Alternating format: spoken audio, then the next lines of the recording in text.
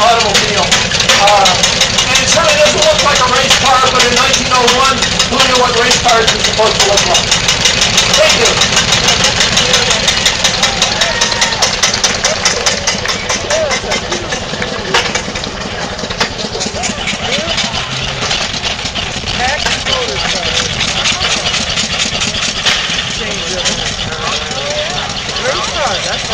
And doing a quick turnaround is Derek Moore from the electric to this Packard.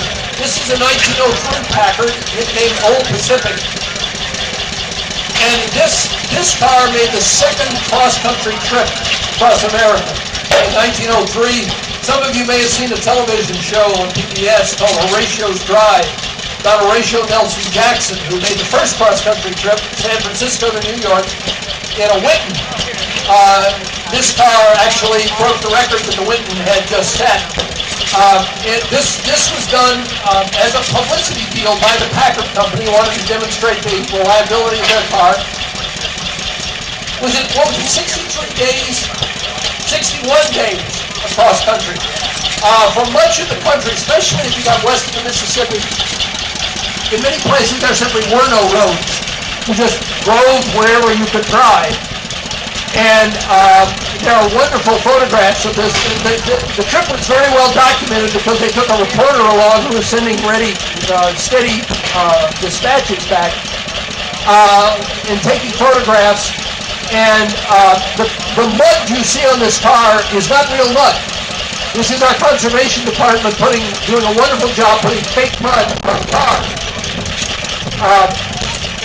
But this is a little taste of what the car actually looked like as it was slogging across the country.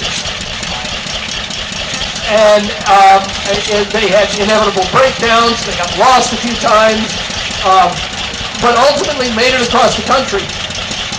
And the driver of the car was a man named Tom Fetch. He was a Packard employee. And they asked him, what he thought of the trip. And he says, after 61 days on the road, he says, it was hard, very, very hard, and I do not wish to do it again. It's a remarkable vehicle. It was restored a number of years later.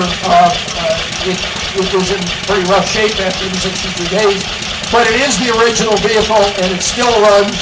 And we're delighted that we're able to be the stewards of it, and delighted we're able to demonstrate it here today.